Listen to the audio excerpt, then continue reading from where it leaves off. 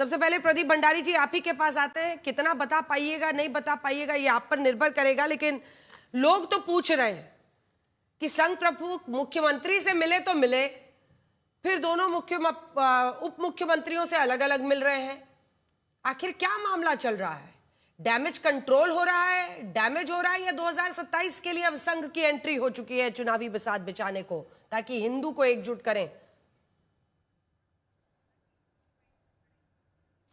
अंजना जी, अयोध्या में नवंबर 25, 2025 को और मथुरा में अक्टूबर 25, 2024 को आदरणीय सरसंघचालक जी समय समय पर देश के हर प्रांत के अंदर उनका दौरा रहता है और हर प्रांत के अंदर वो समाज के भले राजनीतिक, सामाजिक और हर तरीके के व्यक्ति के साथ में इंडिविजुअल चर्चा भी करते हैं और सामूहिक चर्चा भी करते हैं। ये बात सत्य है कि इस वक्त कांग्रेस पार्टी जब कहती है कि कांग्रेस इज इक्वल टू मुसलमान, मुसलमान इज इक्वल टू कांग्रेस, जब हमारे बॉर्डर के ऊपर जमात ने सीटें जीती, जब कांग्रेस पार्टी और समाजवादी पार्टी जमात जैसी कट्टरपंथी ऑर्गेनाइजेशन से अलायंस करने की बात करती है, तो ये तो सत्य है कि भारत भारत तभी है जब वो हिंदू बाहुल्य है। और अगर हिंदुओं को बांटने का प्रयास अगर विपक्ष के दल करेंगे तो ये तो हमारा राजनीतिक नहीं, ये हमारा राष्ट्रीय धर्म है कि हम समाज की एकजुटता के लिए अपनी बात हमेशा रखते आए हैं और आगे भी रखें। इसको ना राजनीतिक या चुनावी चश्मे से नहीं देखना चाहिए। और ये आज सत्य की बात है अंजना जी की जहां हिंदुओं की जो पॉपुलेशन ग्रोथ रेट है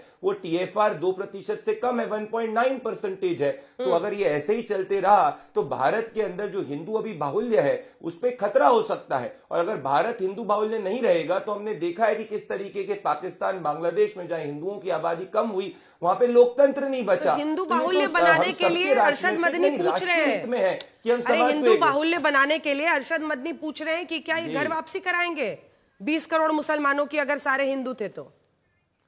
अगर नहीं अंजना जी, मूल रूप से तो सभी पहले हिंदू ही थे, ये तो सत्य बात है, इसमें कोई है ही नहीं। हम सबके पूर्वज तो हिंदू ही थे।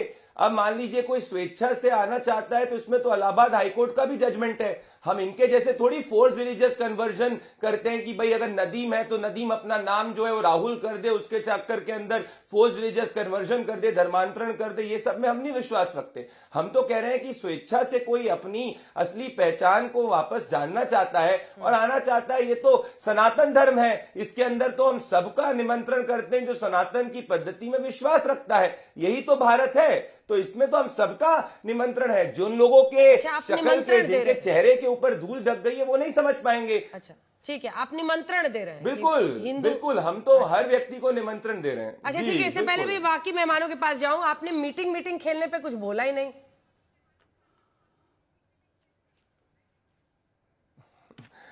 अंजना जी, मैंने तो आपको इसका जवाब दिया कि हर समाज या राजनीतिक व्यक्ति, भले आप हो, मैं हूं, कोई भी व्यक्ति हो जो राष्ट्रीय चेतना में विश्वास रखता है वो आदरणीय सरसंघचालक जी से मिल सकता है। इसीलिए संघ के 100 साल कंप्लीट हो रहे हैं, वो समाज के हर वर्ग से मिल रहे हैं। तो इसमें भले वो कोई प्रदेश के मुख्यमंत्री हो, उप मुख्यमंत्री हो या समाज के लिए कार्यरत व्यक्ति हो। अब मीडिया की जो है एक्साइटमेंट ज्यादा उसमें हो जाती है जब किसी राजनीतिक व्यक्ति से मिलते हैं। अभी तो 2027 दूर, अभी तो 2026 बंगाल में भाजपा की सरकार आने वाली है। मीडिया की एक्साइटमेंट है। आप भी मीडिया में रह चुके हैं, आपको भी एक्साइटमेंट हो रहा है, हो रहा होगा देख के कि अरे योगी जी तो अभी मुक्तेश्वरानंद के खिलाफ बोल रहे थे और ये देखो बटुकों की पूजा कर रहे हैं ब्रजेश पाठक। अभी आप ही इस पर बोलते हुए नजर आते हैं, लेकिन क्या कीजिएगा, पार्टी ज्वाइन करने के बाद कुछ मजबूरियां आ जाती हैं, हम समझते हैं। अमीक जमई को एक बार दिखा दीजिए, फिर अखिलेश बाबू के पास चलेंगे। अमीक जमई जी, उससे पहले वारिस पठान से जल्दी से कमेंट ले लेते हैं। वारिस पठान जी, वो कह रहे हैं कि मूलतः तो हिंदू ही थे, हम निमंत्रण दे रहे हैं, निमंत्रण। और आपकी पार्टी के नेता किस आधार पर, मतलब अजमल कसाब कौन था आपको पता नहीं है? मतलब अजमल कसाब को जस्टिफाई करना चाह रहे हैं, क्या करना चाह रहे हैं इम्तियाज जलील? ऐसी हरकतें रहती है, इसी वजह से हार गए चुनाव। मोहन भागवत जी की तुलना, वो संघ की तुलना कर रहे हैं अजमल कसाब से। ये मोहन भागवत देश में नफरत फैला रहे हैं, धर्म जाति के नाम के ऊपर लोगों को बंटवारा कर रहे हैं लोगों के साथ। ये सही नहीं है, ये संवैधानिक है। Article 25 practice right to practice religion की इजाजत है। मैं मेरा धर्म प्रैक्टिस करूंगा, आप आपका धर्म प्रैक्टिस करिए। इक्वालिटी की भी धज्जियां उड़ा रहे हैं आर्टिकल 14 की, ये बता के घर वापसी यानी अगर आप एक आरएसएस को एक ये निकालना चाहिए ऑर्डिनेंस कि भाई जो आ जाएगा सबको ब्राह्मण बना देंगे, क्षत्रिय बना देंगे, ये भी बता दो ना।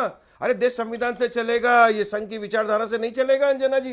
ये इस तरह से नफरत फैलाना डैमेज हो चुका है यूपी में, कितना भी आप वहां पर फायदा नहीं होने वाला है। आप घर वापसी से लफ्जों का इस्तेमाल करके पूरे मुसलमानों का सबका अपमान करो। अरे सुनो, अगर कोई हिंदू कन्वर्जन करेगा तो क्या बोलेंगे आप उसको? हाँ, साजिश बोलेंगे, एंटी नेशनल बोलेंगे।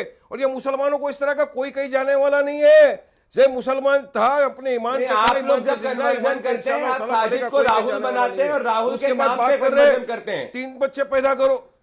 अंजना जी आप जब कन्वर्जन करने का प्रयास करते हो, क्या बोला? साजिद के नाम पे राहुल बनाते हो। नहीं, आप सुनिए भाई, बीच में ऐसा बोलने का तैयार व्यार हो क्या है वारिस जी? बोलने दीजिए उनको, थोड़ा सा बोल जल्दी। ये अंजना जी सही बात नहीं है। बोलिए बोलिए वारिस भाई, बोलिए। अब उसके बाद मोहन भागवत ने क्या बोला कि 3 बच्चे पैदा करो। अरे मोहन भागवत जी, बच्चे पैदा करने के लिए शादी करना जरूरी है? आप तो शादी भी नहीं करते और बस ज्ञान देते हो 3 बच्चे पैदा करो। उसके पहले भी महाराष्ट्र में इनकी जो लेडी थी वो बीजेपी की, उन्होंने कहा मुसलमान 19 बच्चे पैदा करते हो। अरे 40 बच्चे पैदा करो।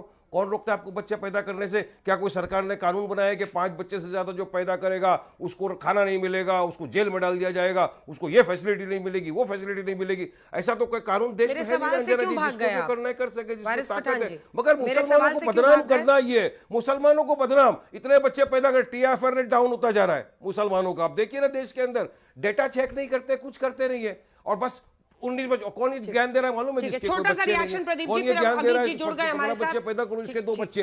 ठीक है, ठीक है। 2 बच्चे पैदा करने वाले समझ में आ गया कि इम्तियाज जलील ने जो कहा है उसको आप गलत मानते हैं। अच्छी बात है वारिस जी का इंतजाम करो। वारिस जी गलत मानते हैं अपने पूर्व सांसद के बयान को, क्योंकि कम से कम उन्होंने डिफेंड नहीं किया। मिस्टर भंडारी भाई, वारिस भाई आप सेक्युलरिज्म, वारिस भाई अगर आप सेक्युलरिज्म की बात करोगे तो ऐसा लगेगा कि जमाते इस्लामी जो है वो संविधान की बात कर रही है। ये रहा आपका पुराना वीडियो, 15 करोड़ मुसलमान बता देंगे 100 करोड़ को हिंदुओं को क्या है। ये रही आपकी सोच। आप तो जाके आपके नेता असदुद्दीन ओवैसी तो गए थे ना याकूब मेनन के लिए पेटिशन करने के लिए, है तब ये दिखा नहीं सेक्युलरिज्म, तब नहीं दिखा सेक्युलरिज्म। जब धमकाने का प्रयास करा वारिस भाई, तब नहीं दिखा सेक्युलरिज्म। हाँ, देश को नहीं दिखा तब सेक्युलरिज्म। एक्सपोज हो गए जब याकूब मेनन के लिए गए थे रात को 2 बजे ठक ठक ठक दरवाजा खुलाने के लिए। भूल गए? अरे आप लोगों के मसीहा याकूब मेनन है, आपका मसीहा बाबर है, आपका मसीहा औरंगजेब है। इसीलिए आपको राष्ट्र को जोड़ने वाले सरसंघचालक जी के खिलाफ देखना पड़ता है। और सुनिए, टीएफआर के अंदर गैप जो है ना 0.5% का है। हमारे वीर सावरकर है, हमारे नेताजी सुभाष चंद्र बोस है, हमारे समझे। अरे जाके क्या बात करोगे वारिस पठान? माफीनामे वाला वीर होता है, माफी मांगने वाला वीर होता है, ब्रिटिशरों के तलवे छाटने वाला वीर होता है। अरे आपने कहां से आ गया वीर? होगा ब्रिटिशर के साथ में, रजाकारों के साथ में खड़े हुए थे। रजाकार अरे बहादुर का टीपू सुल्तान भारत का हिस्सा नहीं होता। शहीद हो गया, वो बहादुर था। तब जाके रजाकार भागा फिरा।